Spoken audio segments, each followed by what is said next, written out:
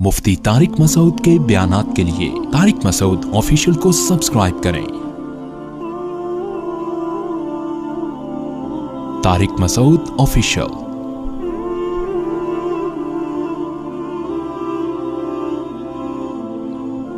قرآن مجید کی جو آیات میں نے تلاوت کی ہیں، اس میں اللہ تعالیٰ نے انسان کو اس کا ماضی بتایا ہے۔ ماضی بتانے کی ضرورت کیا ہے؟ بھائی کیا ضرورت ہے کہ آپ کسی کو یہ بتائیں کہ آپ پاسٹ میں کیا تھے؟ اس نالج کا کوئی فائدہ ہے؟ بظاہر کوئی فائدہ نہیں ہے۔ آپ آج لینڈ کروزر میں گھوم رہے ہیں، بڑا گھر ہے آپ کا، مال کی ریل پیل ہے۔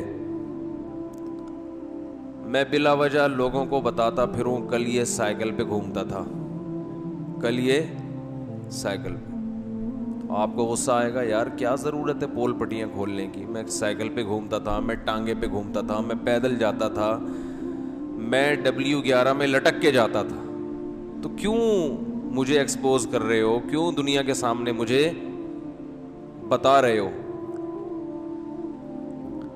تو بظاہر یہ کوئی اچھا کام نہیں، لیکن یہ والا کام اللہ نے قرآن میں بہت کیا ہے کہ تم کیا تھے۔ بار بار قرآن میں پانی کا قطرہ، ناپاک قطرہ، جس میں نہ آنکھ نہ ناک نہ دل نہ دماغ نہ جگر نہ پھیپھڑے نہ گردے نہ کلیجی، کچھ بھی نہیں، مٹی، اور اس مٹی سے پانی کی ایک غلیظ پانی۔ بار بار قرآن ہمارے ماضی کو ہائی لائٹ کرتا ہے، ہمیں بتاتا ہے کہ تم کیا تھے۔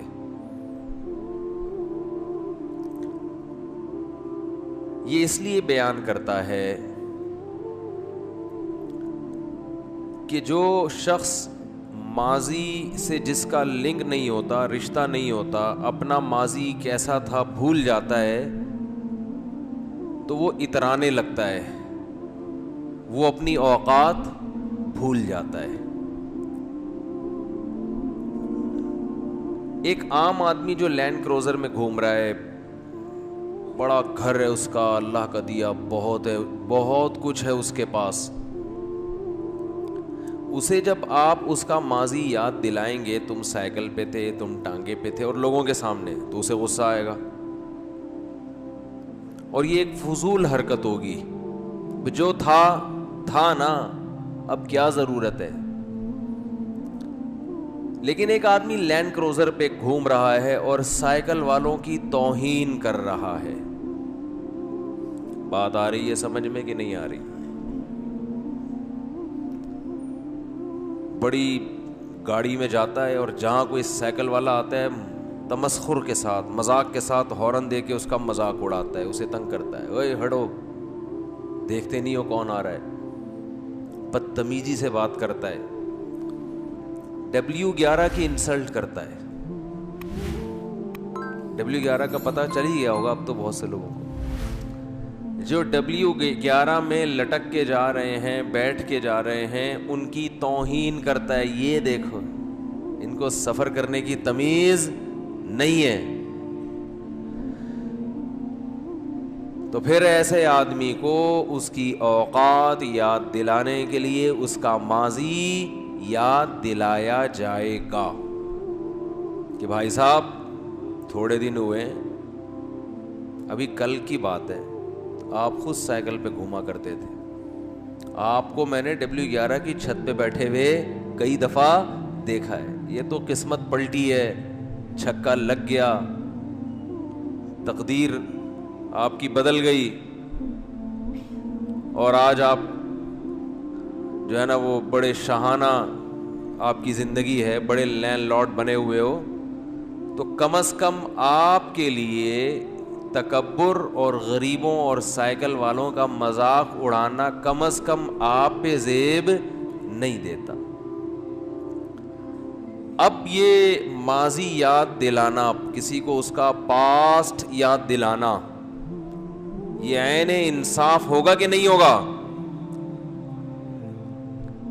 کیونکہ یہ ایک ایسی خبر ہے، یہ ہے تو نیوز، جس خبر میں ایک آرڈر چھپا ہوا ہے.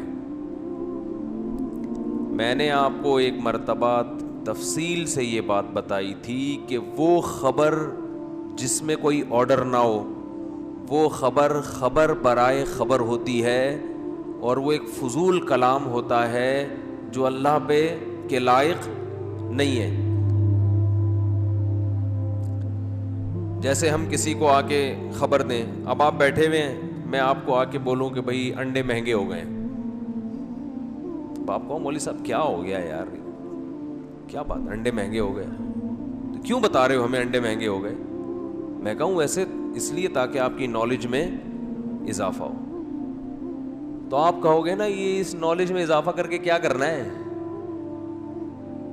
بھائی، انڈے مہنگے ہو گئے، سستے ہو گئے تو کیا کروں؟ کوئی انڈوں کا بزنس کر رہا ہو تو اس کو بتایا جائے کہ انڈے مہنگے ہو گئے ہیں، لہذا آپ بھی اپنا ریٹ بڑھا دو. تو یہاں آرڈر چھپا ہوا ہے نا کہ ریٹ کیا کرو، بڑھا دو. تو ہر وہ خبر جس میں کوئی آرڈر چھپا ہوا ہوتا ہے، وہ خبر کا بیان کرنے والا ایک حکمت والا آدمی سمجھا جاتا ہے، عقل مند آدمی سمجھا جاتا ہے. اور وہ خبریں جس میں کوئی آرڈر نہ ہو، تو ایسی خبروں کو بیان کرنے والا بے وقوف اور احمق. اور وہ خبریں جس میں غلط آرڈر چھپا ہوا ہو، ایسی خبروں کو بیان کرنے والا یہ فسادی ہے. یہ صرف بے وقوف نہیں ہے بلکہ بے وقوف سے بھی اوپر کی چیز ہے. جیسے ہمارے اخبار اور جو ہماری نیوز ایجنسیز ہیں، ان میں سے بہت سے لوگ ایسی خبریں بیان کرتے ہیں جن میں نہ صرف یہ کہ کوئی آرڈر نہیں ہوتا بلکہ آرڈر ہوتا ہے تو غلط آرڈر. خودکشی کی خبروں میں کیا آرڈر چھپا ہوا ہے؟ فلاں کی شادی نہیں ہوئی تو بھاگ کے لٹک گئی، مر گئی، تو اس میں کیا آرڈر ہے؟ اس نیوز سے آپ کو کیا فائدہ ہوا بھائی؟ فائدہ یہ ہوا، یہ ایگو ختم نہیں ہو سکتا. ایگو ہو رہا ہے، میری آواز بار بار لوٹ کے مجھے ہی آ رہی ہے. تو اس خبر میں کہ فلانی بھاگی گھر سے، ابا نے شادی نہیں کی اس کی فلاں جگہ، تو وہ کھمبے سے لٹک کے یا چپک کے، لٹک کے تو نہیں ہوتے، چپک کے ہوتا ہے. اب یہ بھی دیکھو خبر ہے جس میں غلط آرڈر چھپا ہوا ہے کہ آئندہ لٹکو نہیں بلکہ چپکنے کو فوکس کرو. فوکس کس کو کرو؟ چپکنے کو. لٹک کے کچھ بھی نہیں ہوگا، صحیح. تو ابھی جو خودکشی کی خبریں چلاتے ہیں، فلاں نے فلاں پہ تیزاب پھینک دیا.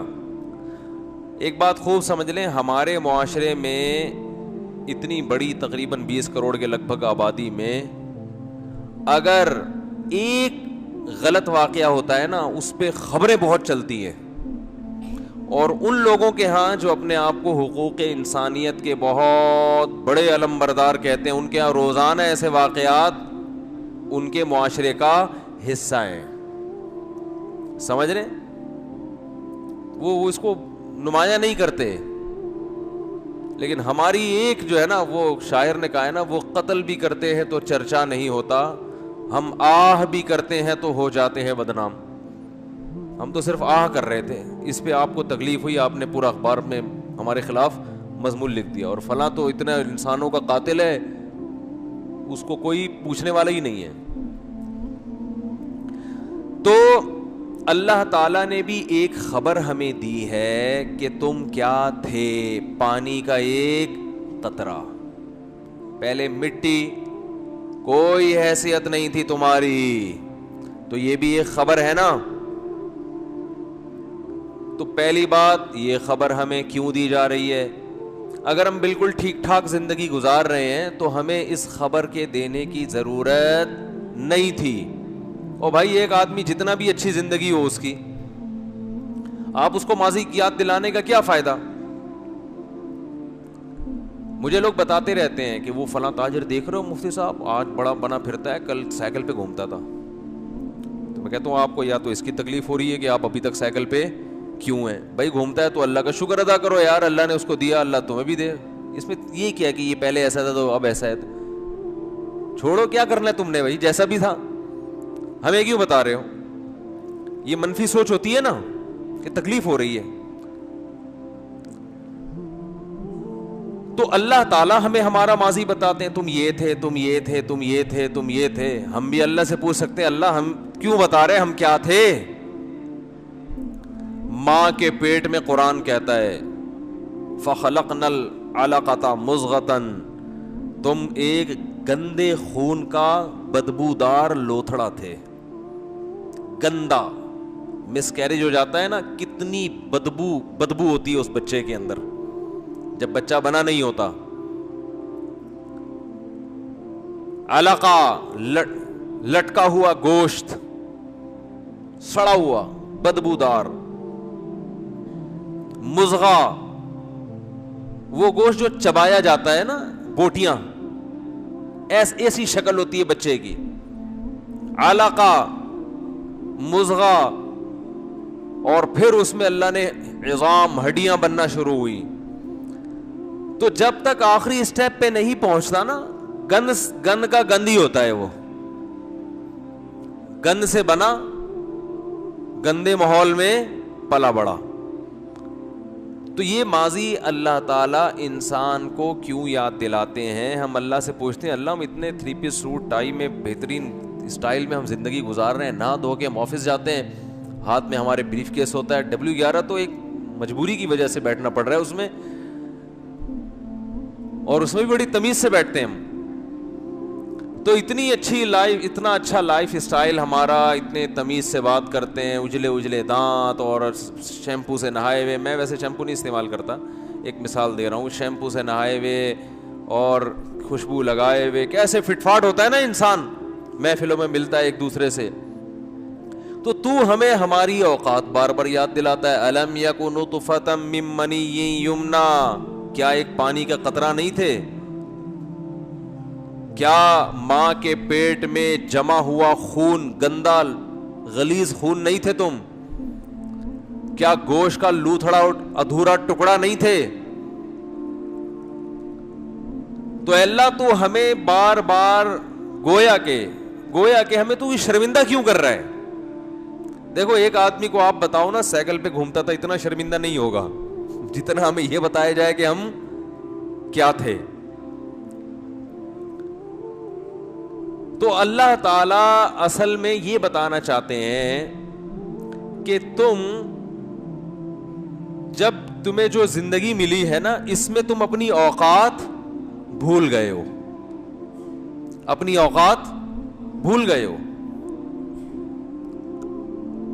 جس اللہ نے تمہیں یہ نعمتیں دی ہیں, بے پناہ نعمتیں, اس اللہ کا حکم سننے کے علاوہ تم دنیا میں ہر ایک کی سن رہے ہو, اس کی سننے کے لیے تیار نہیں ہو. تو یہ تو تم ماضی تمہارا یہ تھا, ہم نے تمہیں انسان بنایا, ہم نے, یہ خود بخود نہیں بن گئے. اگر اتفاق سے بنے ہوتے جو مرضی کرو,